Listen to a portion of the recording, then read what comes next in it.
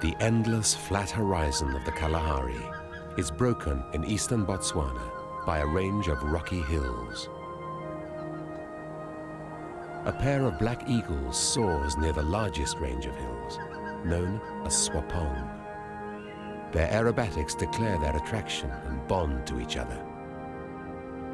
These are the most accomplished aviators in the eagle world.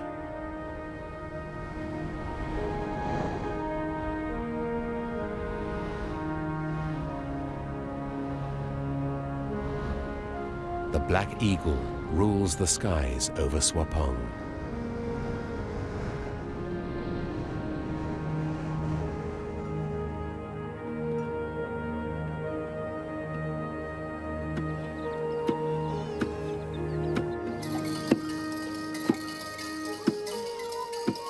Eagles still soar over Botswana villages, where life continues in the rural tradition.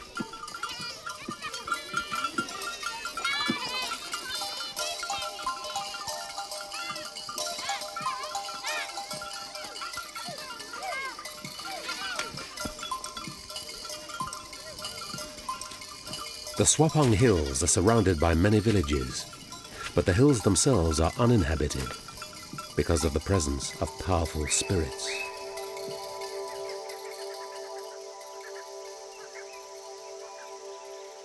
Gorges cutting deep into the hills are believed to be home to the spirits of the ancestors of the Botswana people, the Badimo. The Badimo live at the head of each gorge. The villagers are afraid of the spirits and leave the sacred gorges untouched. So the black eagle lives and breeds in an undisturbed sanctuary.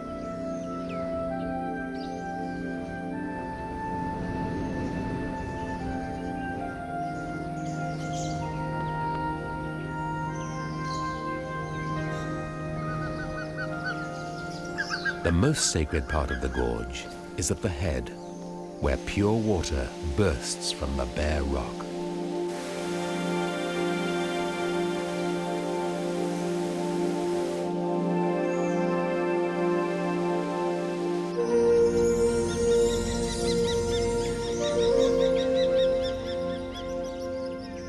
The sacred hills of Tswapong lie to the east of Botswana.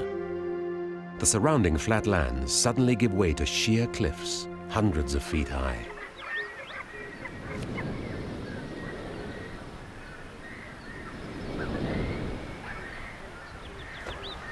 Updrafts lift the eagles effortlessly into the sky.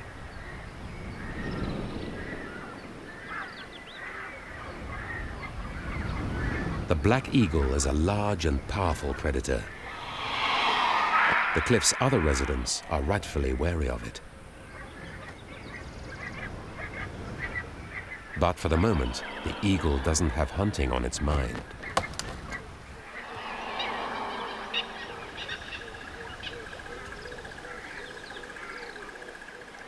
Red cliffs, washed white, reveal the roosts of the cliff's largest resident, the Cape vulture.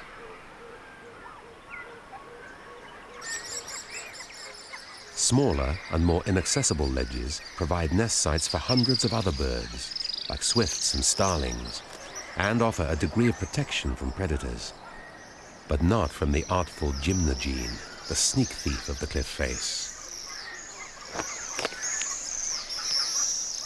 The gymnogene reaches the parts other predators cannot reach.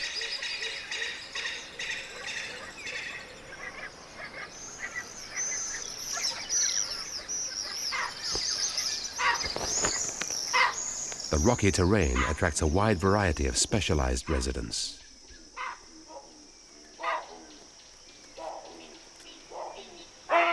Chacma baboons are fantastic rock climbers. They keep an eye on their territory from lookout posts where they bask in the morning sun.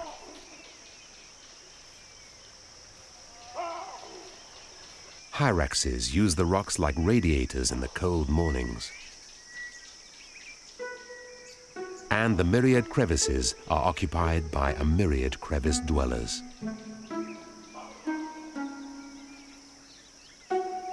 This long-nosed insect eater is an elephant shrew. Although it's only a few inches long, it is fast and agile and colonizes all the rocky areas. Crevice and cliff are home to a range of wildlife unlike any other in Botswana. A couple of hours of morning sun warms the cliffs enough to raise thermals for the vultures to soar on.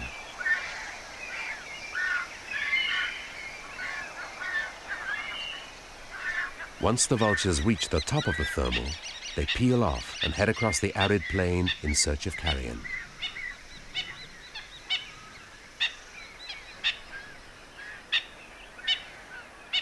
Eight-foot wings carry them with grace and speed.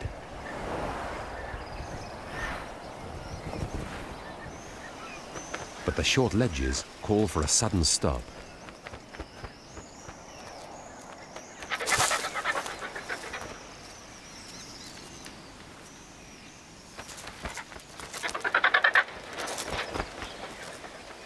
"150 pairs of vultures roost in the hills, and competition for the best ledges is fierce.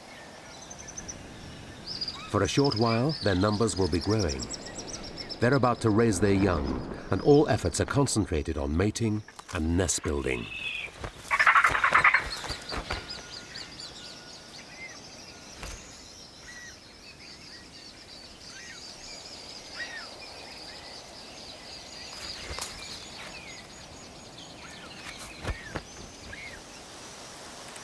The search for nesting material takes them to the wooded base of the cliffs.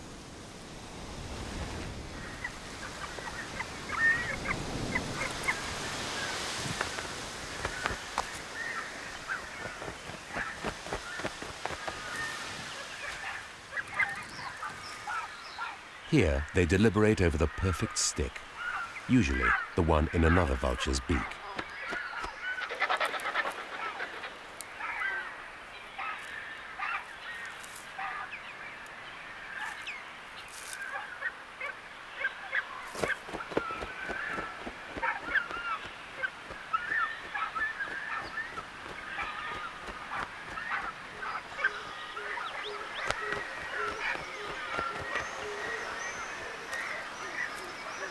Nests soon fill the cramped ledges. Nest refinement is an ongoing activity, and extra material can always be found nearby.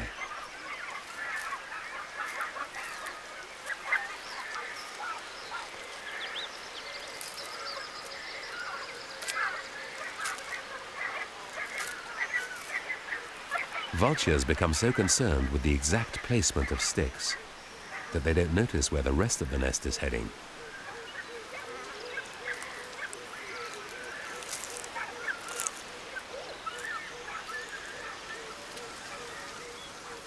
Although Cape vultures are highly sociable birds, competition is intense at this time of year, and they must guard their nest sites fiercely.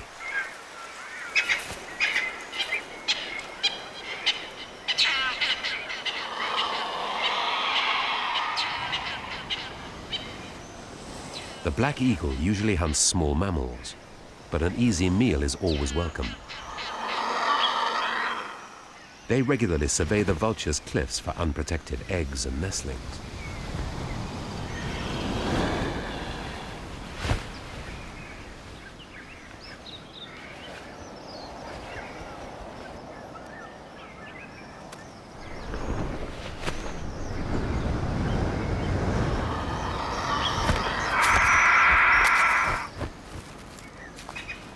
These raids are more common when the eagles have young to feed.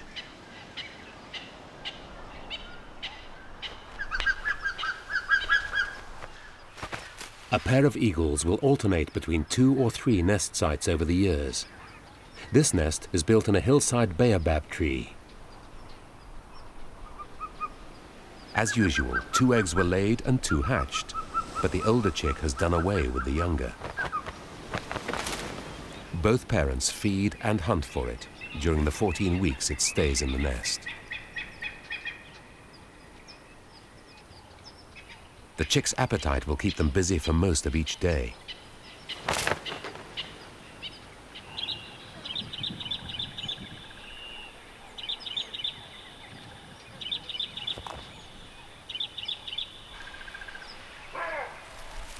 As well as fresh meat, the adults bring fresh greenery to line the nest and shade the chick from the sun.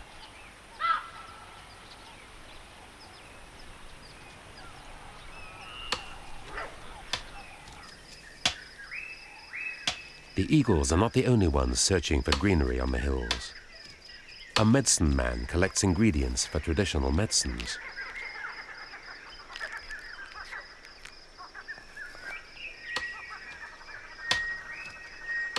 Pods, bark, leaves, or roots.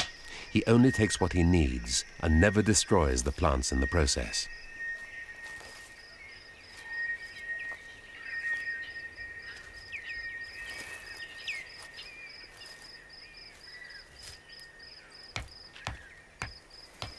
The unique environment found within the hills offers water and shelter to plants that grow nowhere else in Botswana.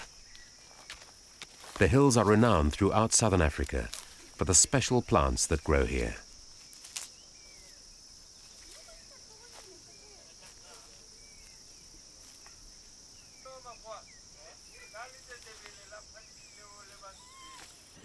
Many fruiting trees grow on the hillsides, and the fruit is an important part of the local diet.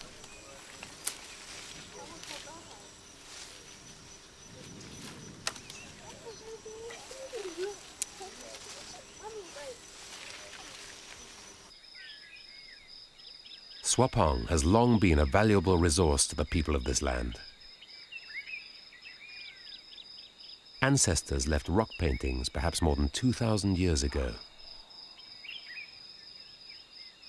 Ancient iron smelting sites and paraphernalia are scattered throughout the hills. Some of these date back more than 1,500 years. And thousands of pottery shards litter the ground, making this one of the most important prehistoric sites in southern Africa.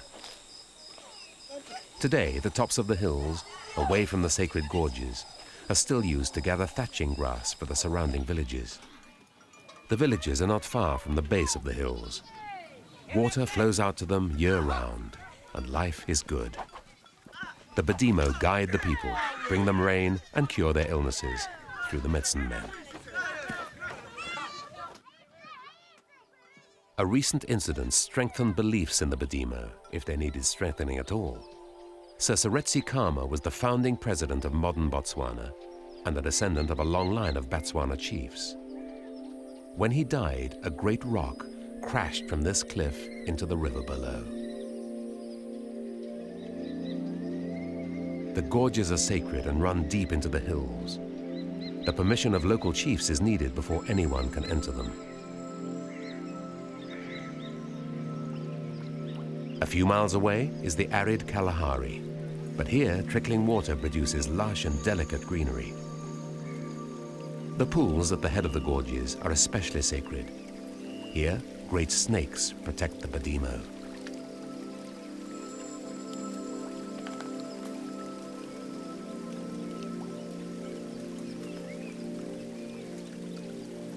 Green gorges are the home to much of the unexpected wildlife of Tswapong.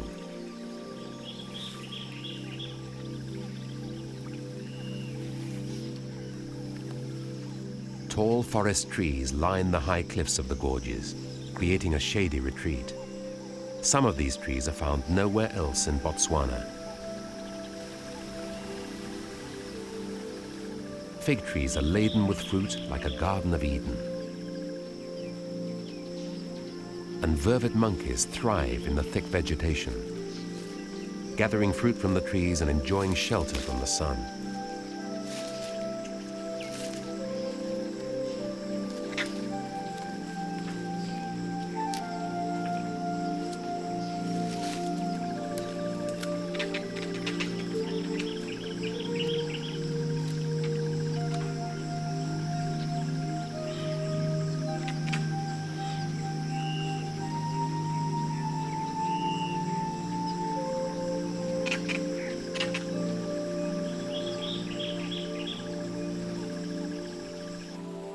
Water also emerges from rocks outside the gorges.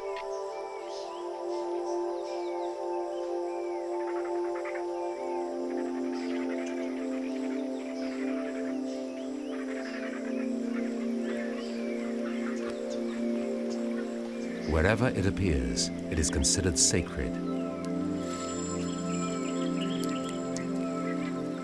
and to have healing properties.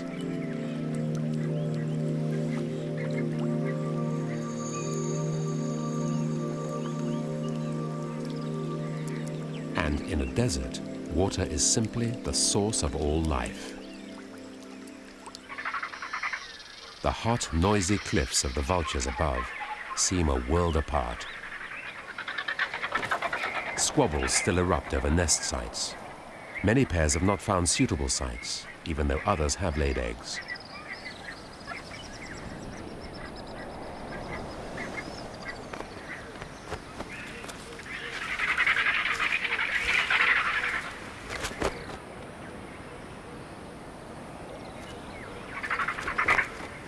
Where the eggs have hatched, the adults are busy tending the young.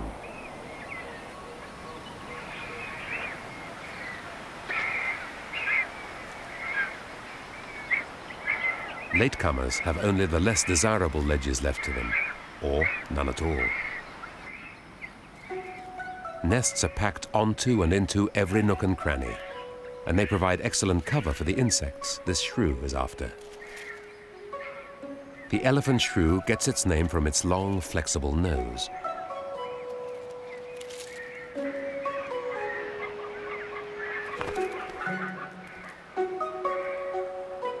Although it looks like a mouse, it's an insect eater, more closely related to bats. The vulture chicks will spend almost 5 months on the ledge before fledging. At this age, they're seldom left alone for long, as they're vulnerable to airborne attack.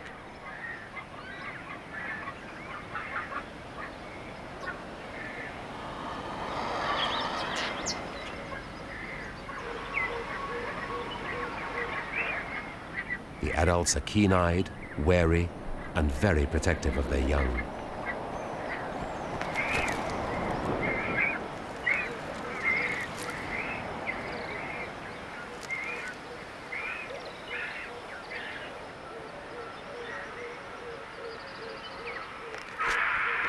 They can growl at the eagles, but they can't outmaneuver them.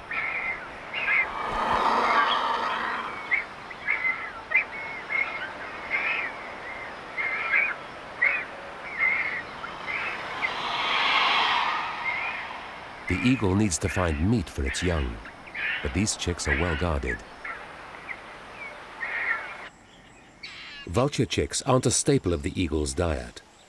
That position is taken by the hyrax.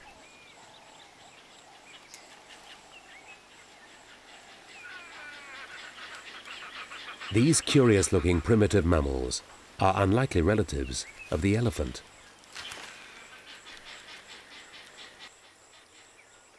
They occur widely across Africa, always found on the same rocky terrain as black eagles.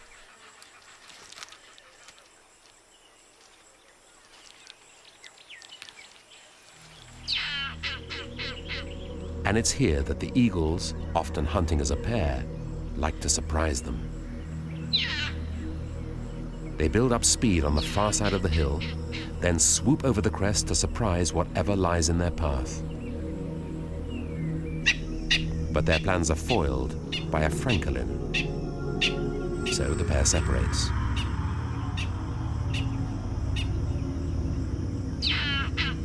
A hyrax lookout takes up the alarm cry, but it hasn't seen the other eagle approaching from behind.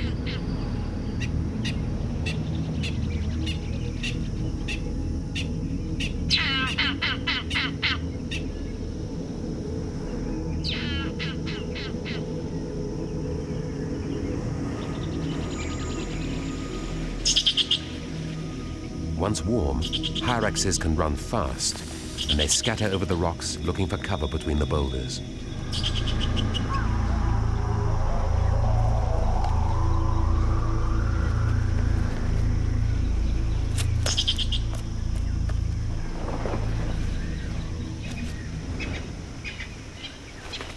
It'll have to wait a while before hunting this hillside again.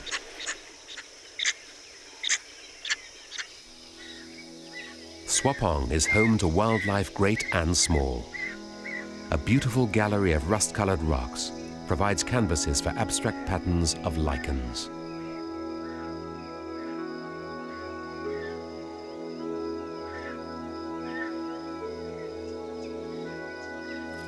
In the heat of the day, some of the smaller animals emerge to forage.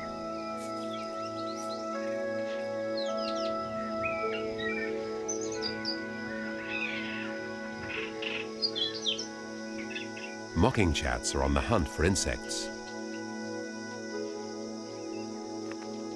Flat lizards lie in wait for a meal. It's all a matter of scale and scales. A fallen boulder becomes a great cliff for an armor-plated rock climber.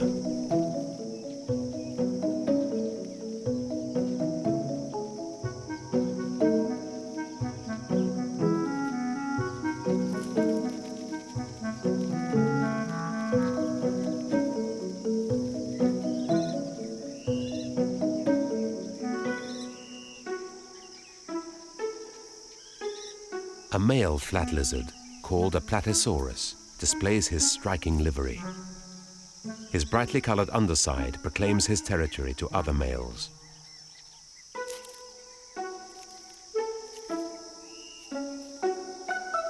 Always on the lookout for a juicy meal, the shrew scouts the insect-filled crevices.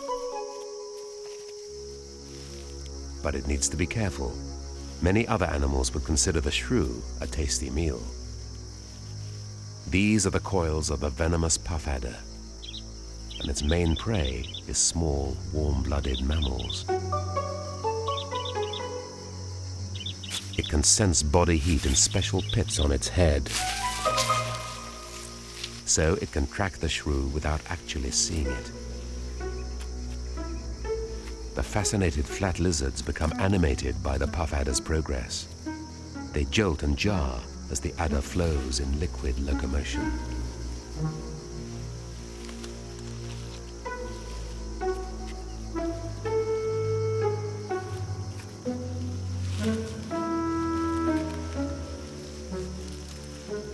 But they can't afford to get distracted.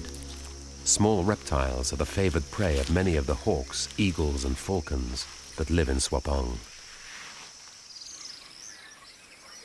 In fact, Tswapong is a bird of prey paradise.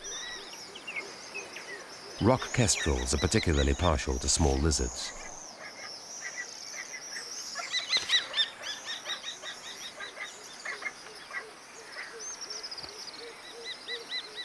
They have their own territory to defend and are agitated by the presence of the black eagle.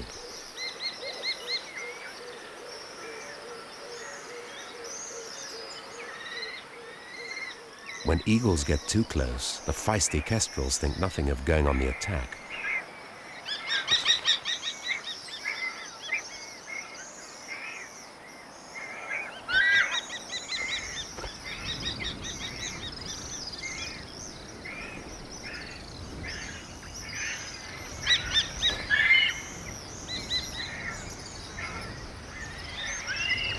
The message is clear. This side of the cliff is kestrel territory.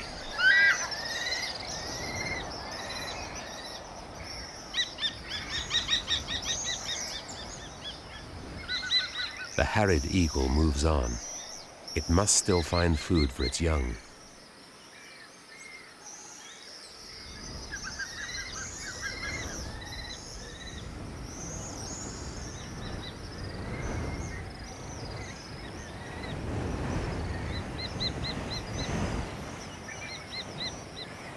It spots a chance and plans a sudden attack.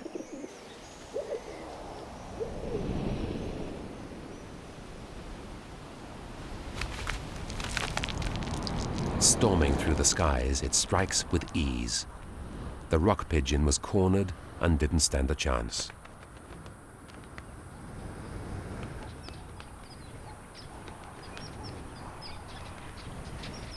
It takes the pigeon down to a tree in the gorge to be plucked before returning to the chick.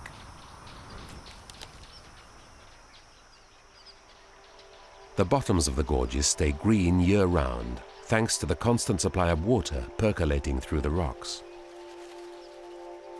Most of the wildlife in the hills is linked to this miraculous resource.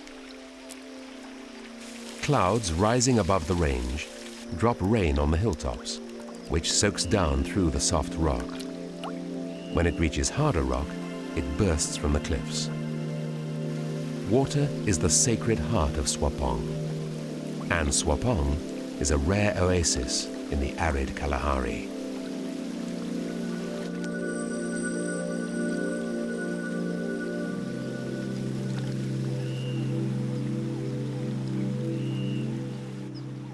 A goat-sized antelope is perfectly adapted for life in the rocky hills. The klipspringer tiptoes like a ballet dancer on points across near vertical rock faces.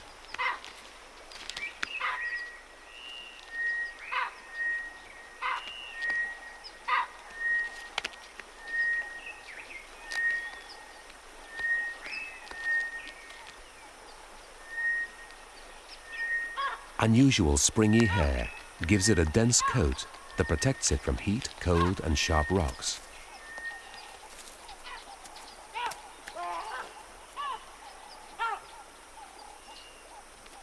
Klipspringers and their young are vulnerable to predators both from the air and the ground.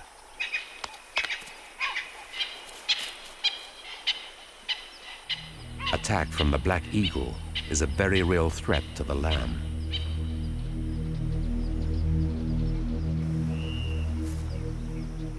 When threatened, the lamb retreats to long grass and stays still. Adults can outrun most land animals on the steep rocks, even the powerful leopard.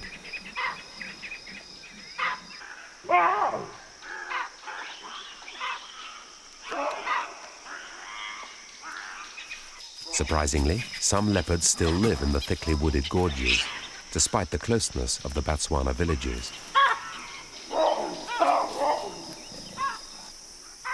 Baboons are preyed on by both eagle and leopard, and don't appreciate either as neighbors.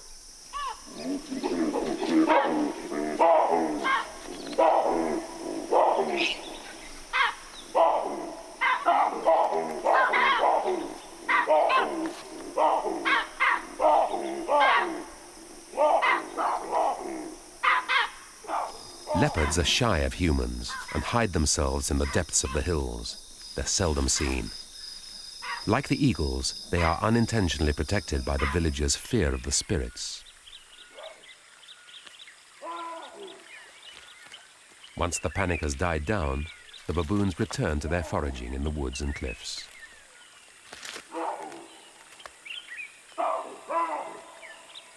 They're nimble and confident on the rock faces. The rocks are refuges for numerous small animals that the baboons can feed on.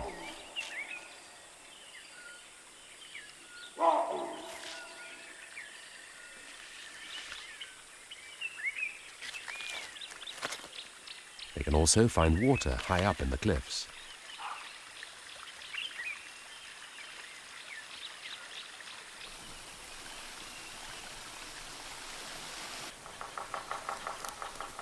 The gymnogene uses the cover of the woods to raise its young.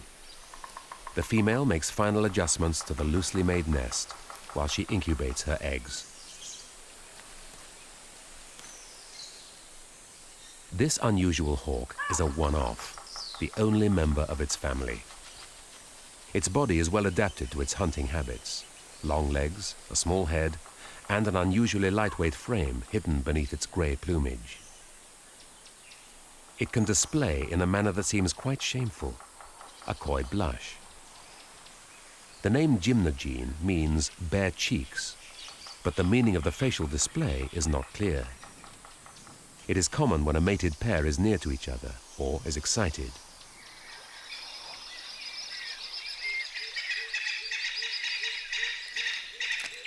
After 2 months, the eagle chick has grown substantially and feathers are breaking through its down.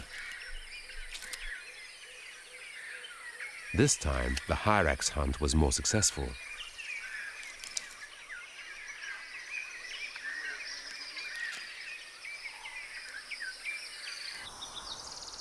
On the cliff face, the vulture colony is bursting at the seams.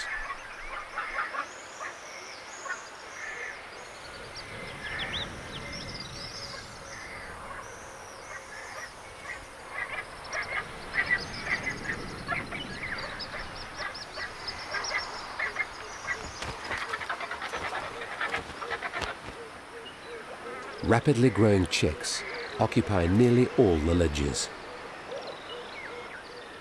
They may be young, but some already have 4-foot wingspans and even bigger appetites.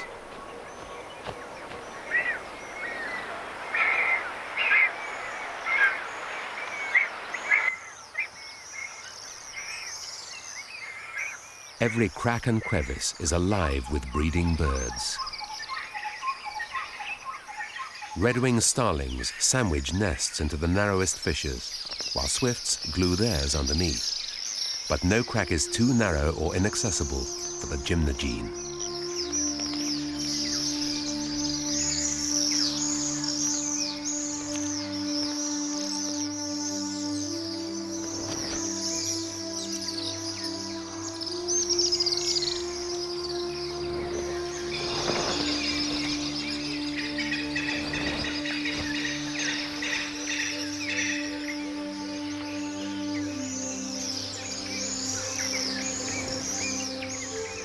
Broad wings enable it to float up and down the cliffs with ease.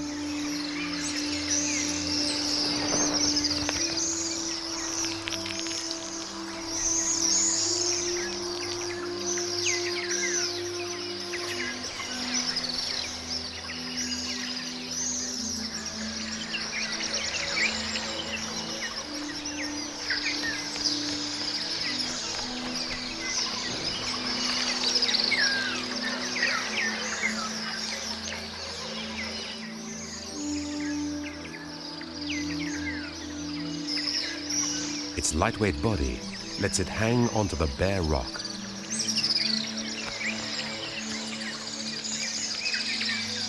Its small head pries tiny gaps, while its long, flexible legs fish nestlings out of the deepest holes.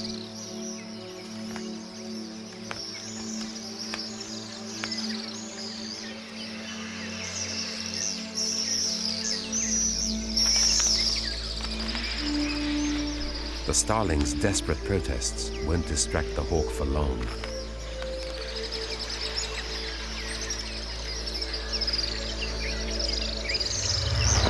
The gymnogene knows the nestlings are here and will be back.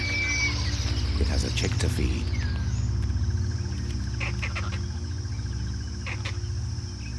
Vervet monkeys are too big to be caught by gymnogenes. They're still at risk from the much larger eagles.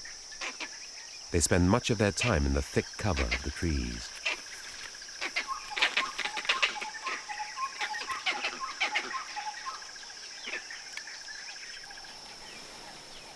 Like the eagle chick, this gymnogene hatchling has done away with its sibling and demands constant feeding.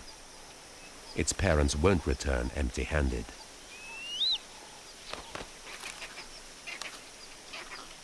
A second dash at the cliffs was successful, and the parent presents a starling.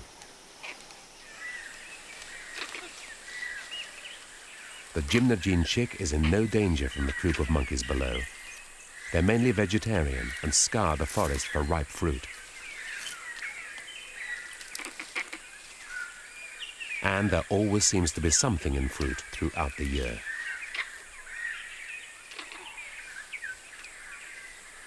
With a harvest as abundant as this, the vervets can afford to be fussy about what they eat.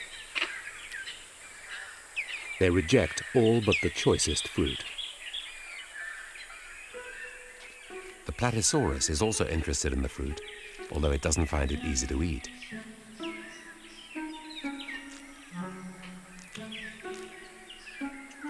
And a plated lizard, a fuller-bodied relation, is taken with the fruit too.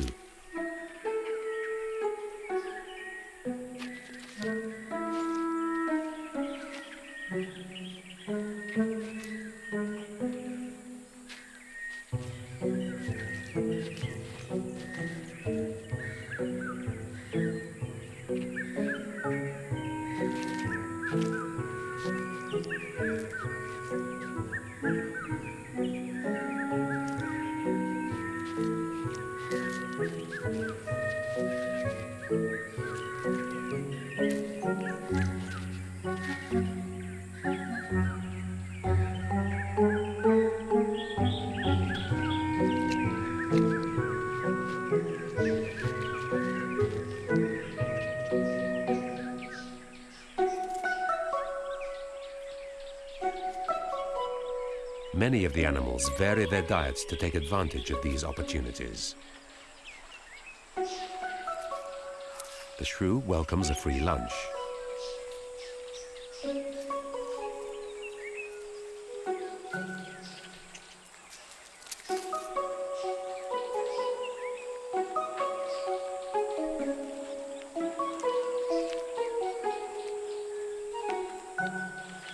Everything comes to the lizard that waits.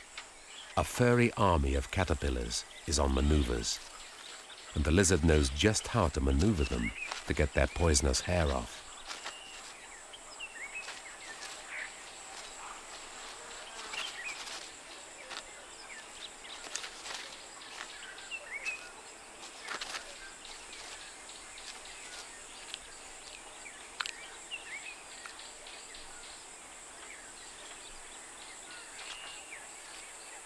With lunch taken care of, he spends some time attracting the opposite sex.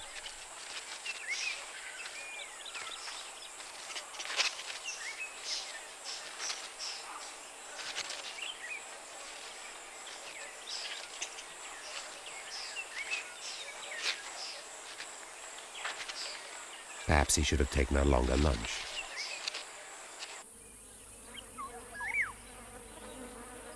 Bright colors aren't confined to the lizards.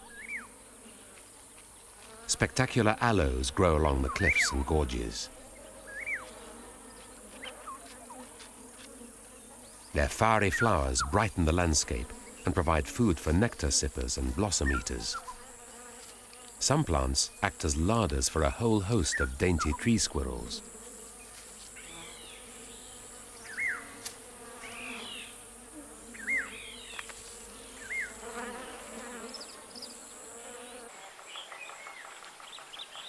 Until the dainty tree squirrel ends up in the larder of the gymnogene.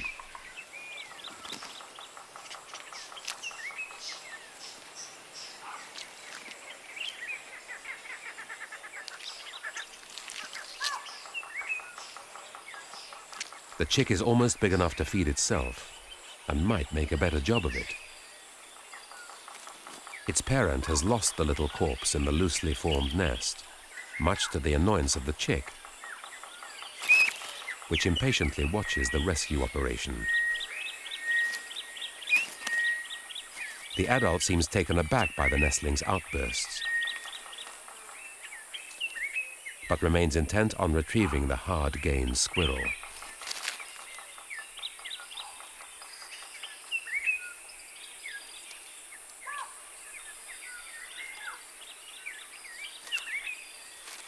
This is where multi-jointed legs come in handy.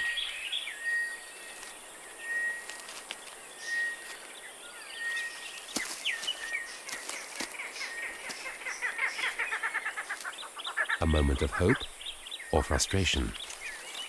But it looks like the remains of the little squirrel have gone for good.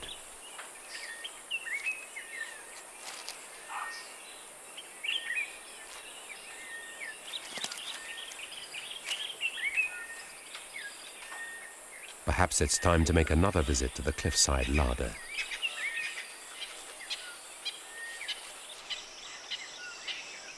More and more hyraxes make the one-way journey to the black eagle's nest.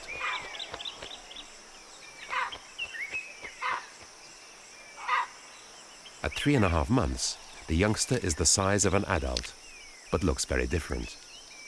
It won't get its adult plumage for another 4 or 5 years. But in a few more weeks, it will fledge and take to the skies over Tswapong.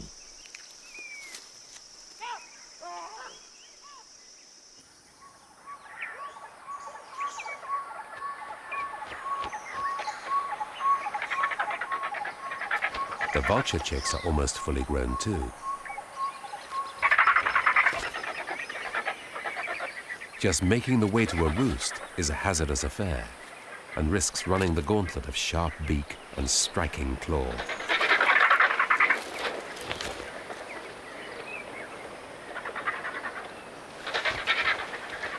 A pair that hasn't bred yet tries to take over a ledge from an almost fully grown chick.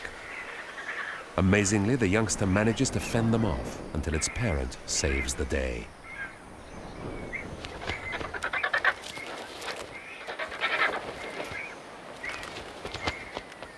It won't be long before the chick can fly and fend for itself. But some chicks will never fly. They're afflicted with osteodystrophy, a bone disease similar to rickets.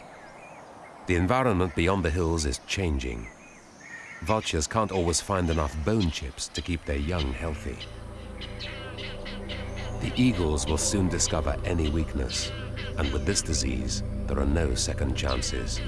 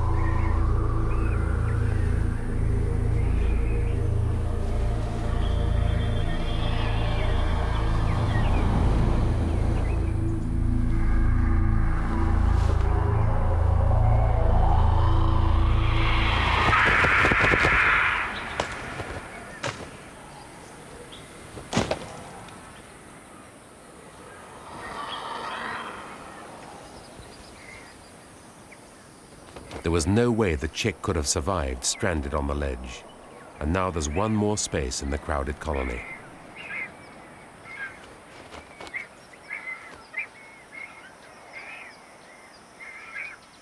The dead vulture chick is too heavy to carry, so the eagle eats it where it's fallen. Cape vultures are long-lived birds. The infant mortality rate is high, but they have many years to make up the numbers.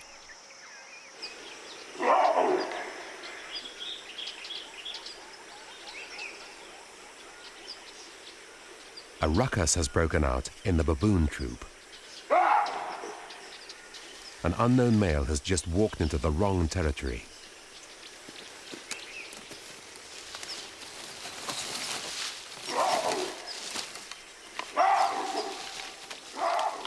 The stranger's presence threatens the standing of the dominant male in the troop. He is not welcome.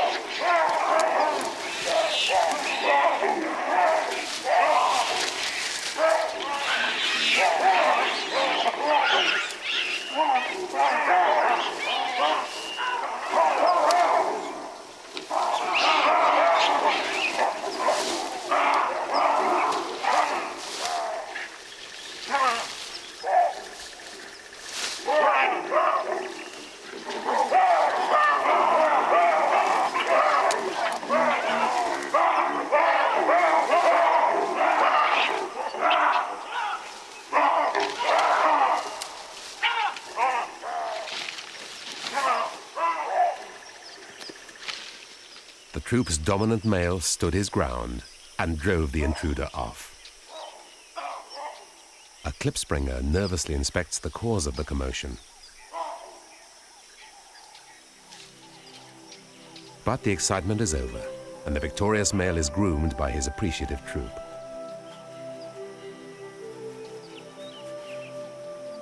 This gentle activity reaffirms their rank and relationships.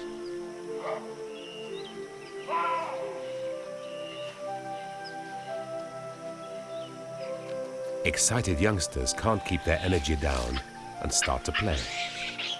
Finally, all remaining tension is dispelled.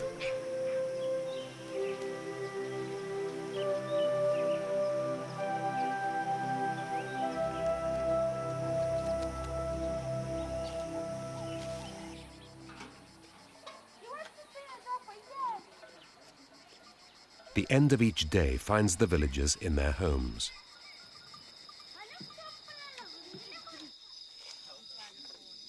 In the traditional huts, everyone heads inside, and not just because it's dinner time.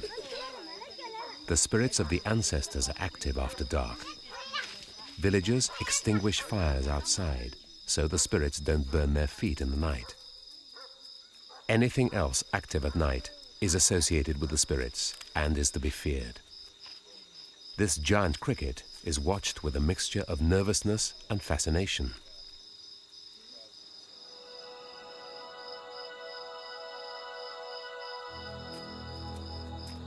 In fact, the villagers fear all nocturnal animals, no matter how large or small.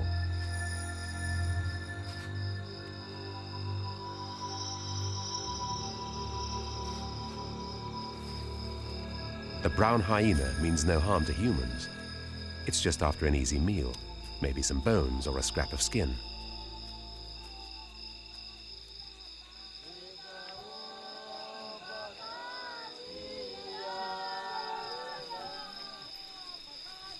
Despite their fear of the dark, some people actually head for the hills at night. Tswapong is a sacred place to nearby residents of all faiths. A Christian sect climbs up the hills to pray.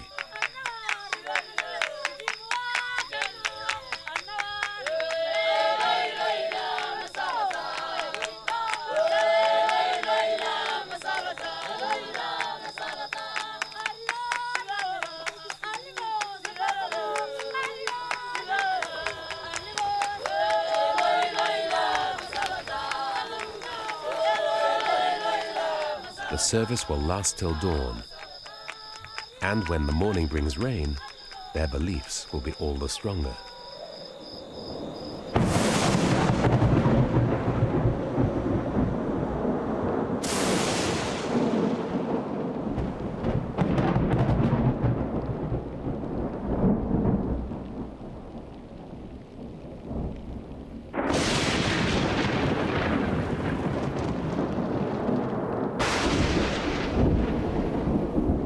But the sacred presence of Tswapong is waning.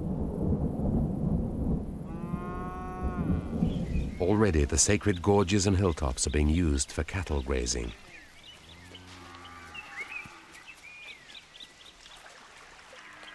The hills can't support large-scale grazing, and the disturbance in the fragile gorges will drive out indigenous wildlife.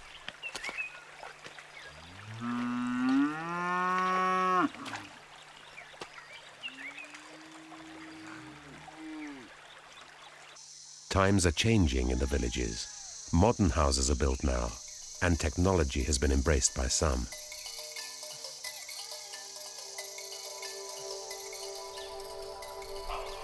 If technology becomes the new religion, then Tswapong's spirits may be forgotten. And if they are, who will protect the wildlife? Tswapong is unique in Botswana. Its microclimate brings rain clouds and mists to the edge of the Kalahari. Its inaccessibility, its water, and sacred significance have allowed specialized wildlife to flourish for thousands of years.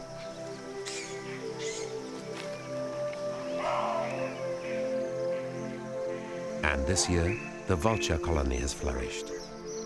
The last chicks are fledging, testing their 8-foot wings on the breeze.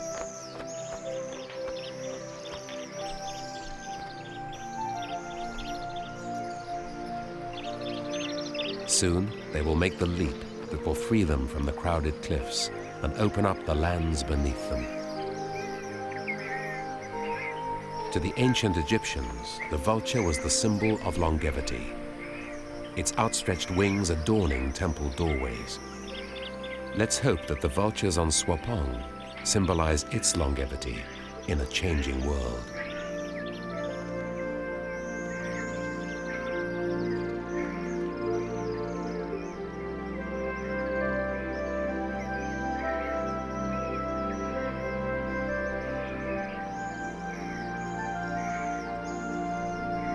And if Tswapong does survive, its rulers have an heir to succeed them.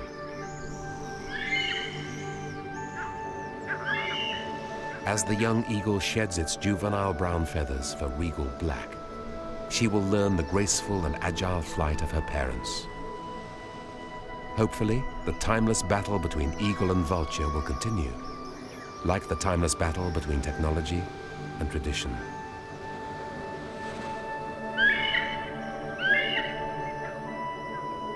If the thirst for knowledge can be tempered with respect for the past, then Tswapong will remain the sacred haunt of eagles.